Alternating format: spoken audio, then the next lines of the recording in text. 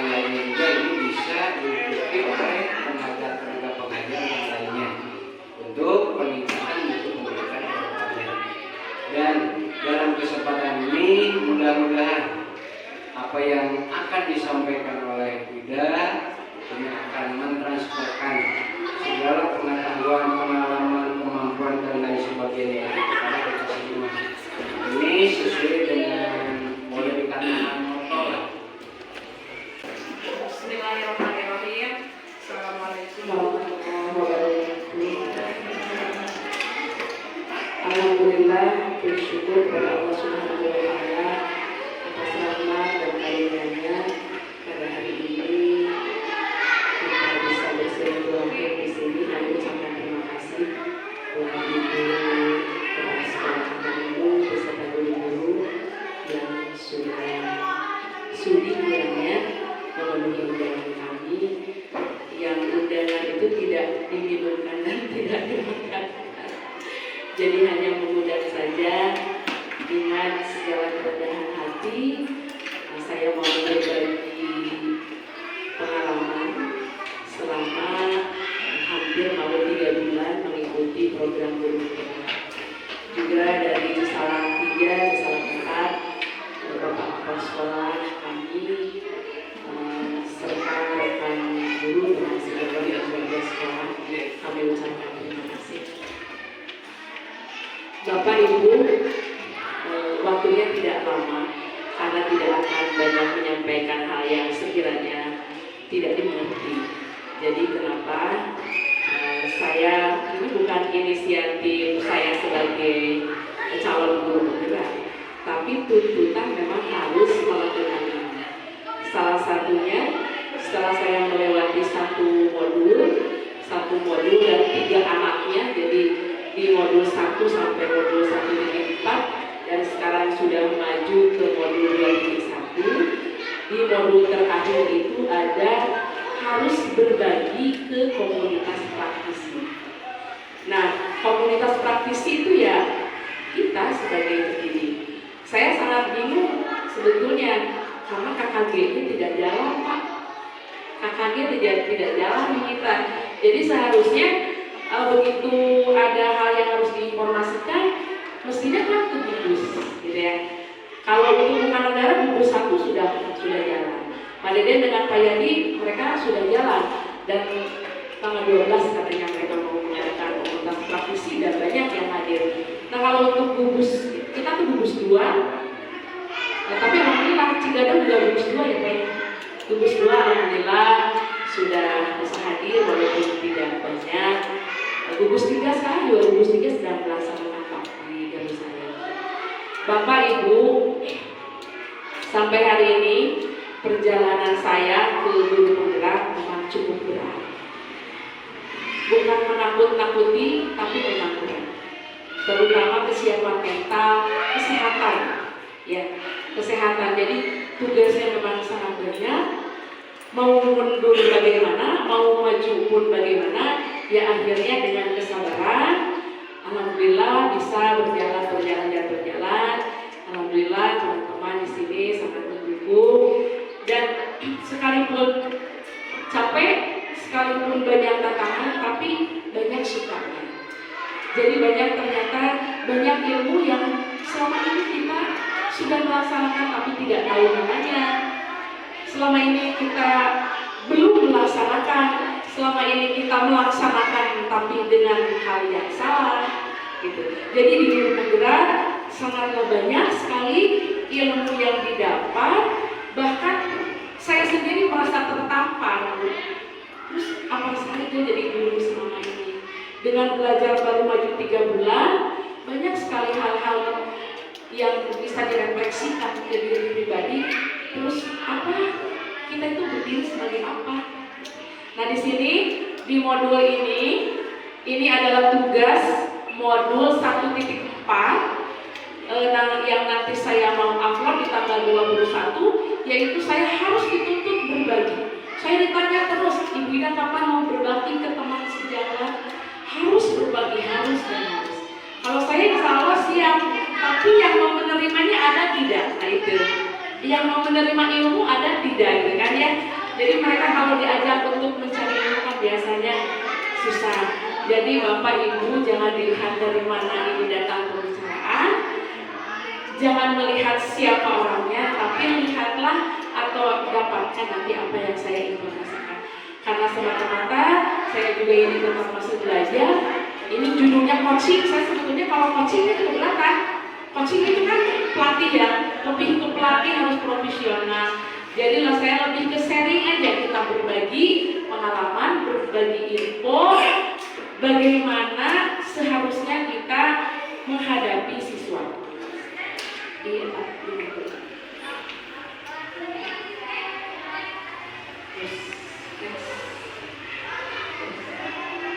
Nah ini di modul 1.4 ini saya setelah melewati 3 modul.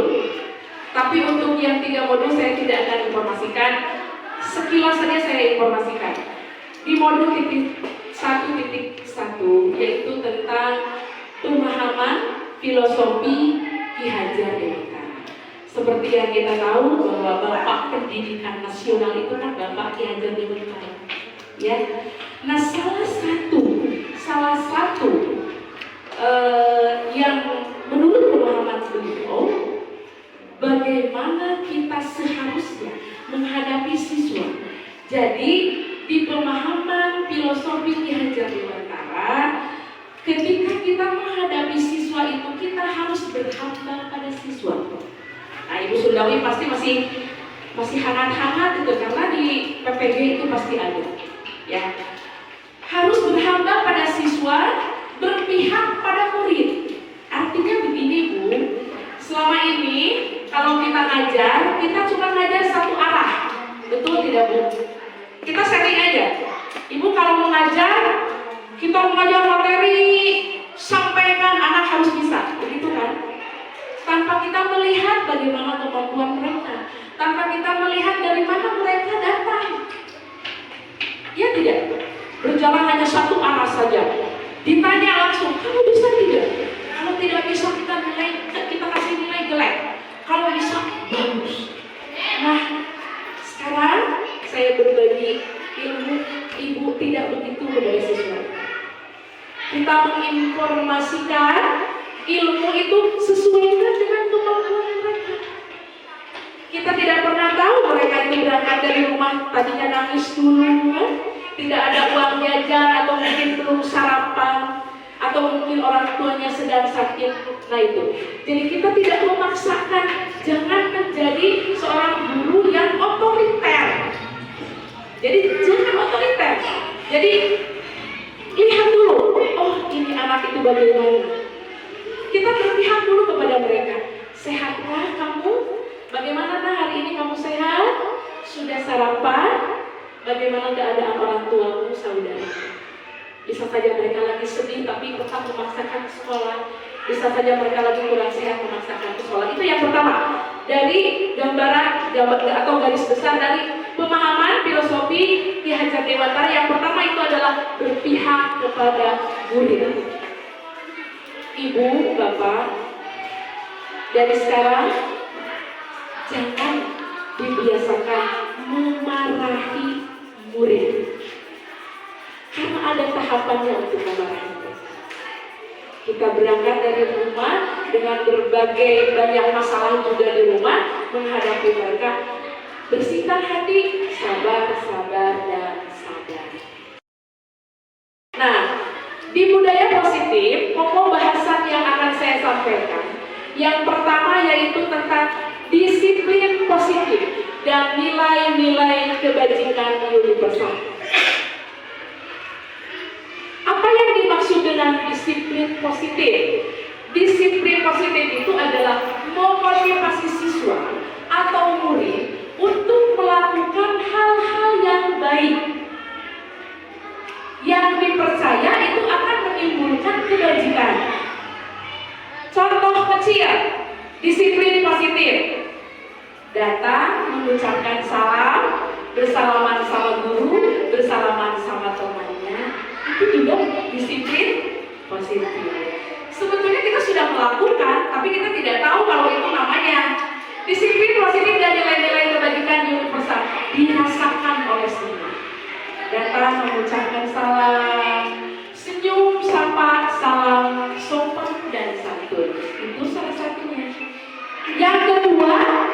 teori motivasi, hukuman, penghargaan, dan restitusi. Saya tidak akan banyak menggambarkan karena takut nanti jadi pusing.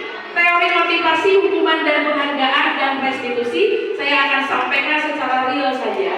Ibu, Bapak, di dalam teori motivasi ada hukuman dan ada penghargaan, serta ada nanti tahapan restitusi. Jika kita menyuruh kepada anak untuk melakukan sesuatu, mereka akan melangkah di 3 tahap. Kita kasih tugas, contohnya, kerjakan tugas ini sampai selesai. Yang pertama, mereka akan melakukan tugas tersebut karena takut sama kita. Ya tidak? Ibu pernah gak seperti itu? Kamu lakukan ini, mereka mengerjakan sekalipun dapat kontek dan lain sebagainya karena takut dihukum. Yang kedua, kerjakan ini sayang sampai selesai. Nanti kalau udah selesai, ibu kasih permen. Aku siapa yang bisa, pokoknya ibu kasih reward 10.000. Ibu pernah seperti itu? Pernah pasti. Ya, untuk memancing supaya anak itu mau dan menyelesaikan tugas, kita kasih penghargaan atau selalu dipuji. Kamu udah cantik, udah ini, gitu. Dan yang ketiga, mereka menyelesaikan tugas dengan kemauan sendiri dan percaya bahwa dengan melakukan tugas itu dia akan mencerminkan kepribadian dia yang sebenarnya. Ibu, Bapak, hukuman itu memang harus ada. Kita sebagai guru juga memang harus ada bentuk hukuman kepada siswa. Jangan dibiarkan ketika anak tidak melaksanakan tugas atau nakal atau memberontak, tidak ada hukuman, tapi hukumannya nanti bentuknya seperti apa. Yang kedua, memberikan penghargaan. Memberikan penghargaan itu bagus, tapi akan ada sifat ketergantungan yang pada akhirnya bukan kualitas yang dicari, tapi kuantitas. Bapak, kalau di sekolah kita, kalau kenaikan kelas itu sudah biasa yang ranking 1, 2, 3 itu dikasih. Itu ya Pak Ipan, dikasih hadiah. Itu bagus, tapi tidak baik. Bagus tapi tidak baik. Karena pada akhirnya mereka itu akan melihat penghargaan, Bu. Ketika penghargaan tidak ada lagi semangatnya. Bagus, tapi kalau dilakukan secara terus-menerus itu tidak baik dan akan berakibat ketergantungan. Hukuman, penghargaan, dan kita tanamkan yang terakhir, yaitu termotivasi intrinsik dari dirinya sendiri. Saya harus menyelesaikan ini dengan baik. Saya percaya kalau saya melakukan ini dengan baik, maka saya akan menjadi seseorang yang baik. Nah itu. Nah terus.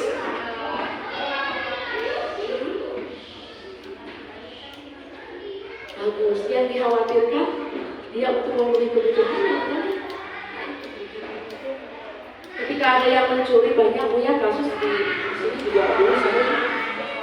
Nah, di uang tabungan siswa biasanya sering hilang. Terus kita sebagai guru tahu itu yang mencuri itu tahu. Terus kita bagaimana caranya agar anak itu tidak melakukannya kembali, tapi dengan cara apa supaya anak tidak tersinggung. Seperti itu. Jadi betul kata Bu Sunda, jadi distabilkan dulu identitasnya. Distabilkan dulu, dia dipanggil, dibawa duduk bersama. Jadi ibu dengar ada yang hilang-hilangnya di kelas. Oh iya Bu, biasanya kalau anak yang nyuri biasanya dia lebih emosi gitu. Artinya bukan marah, lebih keras gitu ya. Iya Bu, tadi ini Bu, biasanya begitu. Kita dulu kan ada ilmu psikologisnya.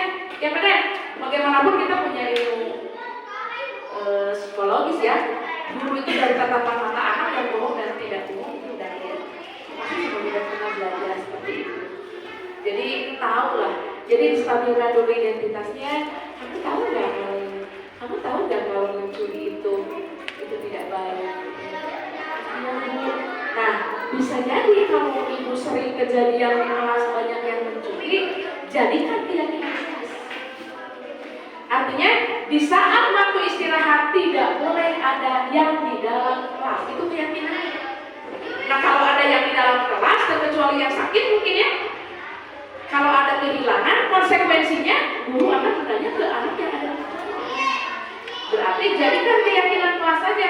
Jika waktu istirahat tidak boleh ada yang di ruang kelas. Jadikan itu. Nah, biasanya kan mencurinya itu di saat-saat orang lain tidak ada. Nah itu. Jadi untuk menyelesaikannya tidak dihukum, tapi dipantau dulu. Kita jadi teman dulu, duduk bersama. Jadi kita biasakan, Bu, saya juga sekarang mulai belajar. Jadi tidak perlu kita duduk sampai di depan. Kok istimewa banget gitu guru yang di depan. Duduk sekali-kali ya di sini. Saya paling sering duduk sama Hani, karena itu ex muridnya Bugita tuh. Sampai hari ini saya dibawa dan terus ke Hani. Hani kok diam gue? Hani, apakah Hani tidak suka sama ibu? Apakah ibu punya salah? Saya punya 2 PR di kelas itu. Anak yang seperti ini. Awalnya kesal, tapi setelah kami tahu, inilah Hani. Anak terlahir dengan keunikan dan ketertarikannya masing-masing. Tidak ada anak yang tidak menarik. Kita jangan melihat anak dari kodrat alam, gitu. Mereka terlahir diciptakan oleh Allah. Kita pun menurut Allah. Jadi jangan dipaksakan, sesuaikan saja dengan kodratnya. Oh, anak ini sukanya ini, wajahnya seperti ini. Tidak ada, Bu, sejelek apapun anak itu mau mencari ke dunia manapun tidak ada yang mirip. Yang kembar juga pasti ada bedanya. Maka setiap anak terlahir unik dan menarik. Itu ibu harus. Nah di kelas 1 dulu, kelas 2 sekarang ada Hilal. Kalau di kelas 2 saya suka itu sama Hilal, muridnya Bu Yanti. Dan Bu Yanti curhatnya juga tentang Hilal, berarti Hilal unik. Kalau Bu Yanti sering curhat tentang Hilal dan Robi, berarti Hilal yang sangat menonjol di kelas ini. Ketika nulis dia nggak mau baca apalagi mengganggu orang lain yang biasanya, itu menarik. Apa tantangan kita kalau tidak ada anak yang seperti itu, Pak Ipan? Iya, Saroli murid Pak Ipan. Pak Ipan yang mau di kelas, mau rame, dia jadikan ya bahwa oh ini anak. Kenapa kita bisa main macam nih? Kenapa emang ada apa? Itu guru dia oleh. Mana ada hal-hal bahwa anak-anak itu bergizi. Itu paradigma lama, Bu. Tapi saya tidak menyalahkan paradigma lama. Karena kita pun ini, kita bisa seperti ini juga kita didirikan paradigma lama. Saya tidak menyalahkan paradigma lama, tapi kita merubah sedikit-sedikit paradigma lama. Kita ini produknya produk lama, Bu. Bisa seperti ini. Kita adalah salah satu orang-orang yang sangat beruntung hidup di paradigma lama ke paradigma baru, di zaman jadul ke zaman milenial. Alhamdulillah kita terlahir di 2 zaman, kita bisa mengikutinya. Makanya di calon guru penggerak itu yang usia 50 tahun sudah tidak masuk. Kenapa? Ya karena nanti akan status quo. Masa membela paradigma lama lagi? Bisa digelana. Nah itu kodrat alam dan kodrat zaman mereka. Yang jelas kita berpihak kepada mereka, menghamba kepada mereka. Jikalau mereka punya kesalahan, apapun bentuk kesalahannya, kita selesaikan dengan tahapan-tahapan yang tadi. Ya, jadi sekali lagi mudah-mudahan bisa mengaplikasikannya di kelas. Untuk keyakinan kelas itu yang pertama. Jadi ibu tidak usah marah-marah lagi lah. Dari sekarang mah yang datang terlambat, yang tidak mengerjakan tugas sering. Kalau di kelas atas udah di kelas 6 ini udah baik banget. Jadi ada kesepakatan kelas mengerjakan tugas dengan tepat waktu. Nah, jadi kalau tidak mengerjakan tugas kan konsekuensinya mereka tahu. Jadi janganlah ada hukuman-hukuman yang sekiranya tidak bermanfaat. Apalagi kalau hukumannya ditajir, jangan ibu. Kalau mengerjakan tajir 5.000 di apa kita tadi denda. Jangan ibu ya, jangan ada denda-denda itu sangat bertentangan dengan pembelajaran sepemikiran KHD itu tidak mendidik di profil pelajar Pancasila itu nggak ada Bu Yesi seperti itu. Jadi jika ini semuanya sudah bisa terlaksana dengan baik, maka segala sesuatunya kalau kita mengajar juga mereka akan merasakan, akan menerima, akan nyaman. Next slide Pak. Terang sadayana. Nah ini sudah ya, itu menciptakan suasana lingkungan positif. Nah, Ibu menggadi aos yang terdiri warga sekolah saling mendukung. Jadi tidak saja ibu dari mulai pemimpin pembelajaran, ibu dan bapak kepala sekolah mendukung, semuanya harus mendukung. Jadi tidak hanya satu kelas ada yang melaksanakan itu, terus kelas yang lain maka sama doa amat kumaha. Bagaimana saya nggak akan terlaksana. Mereka tidak akan nyaman, mereka akan nyaman di kelasnya saja. Ketika dia menyambangi kelas yang lain, mereka akan merasa tidak nyaman. Lanjut Pak Ipan. Disiplin positif dan sudah tadi ya. Sudah. Nah ini dalam rangka menciptakan lingkungan positif, penerapan disiplin Ibu ya. Sudah lanjutkan. Tadi lagi kebajikannya Ibu tuh ya. Profil pelajar Pancasila tuh Ibu. Tujuannya ini Ibu sekarang. Di CGP itu udah IKM sebetulnya, tapi di kita belum sosialisasikan IKM-nya Bu. Kurikulum Merdeka itu, tapi kalau di CGP udah IKM. Dan nanti juga akan udah ada perubahan lagi. RPP juga RPP berdiferensiasi nantinya. Iya. Udah semuanya ya. Karena dari pembahasan di atas sudah selesai. Nah Ibu mudah-mudahan apa yang saya sampaikan saya tidak bermaksud untuk menggurui, saya juga guru bahkan di bawah Ibu, saya berbagi pengalaman saja, berbagi ilmu, mudah-mudahan apa yang saya dapat, apa yang saya yakini bermanfaat untuk kita.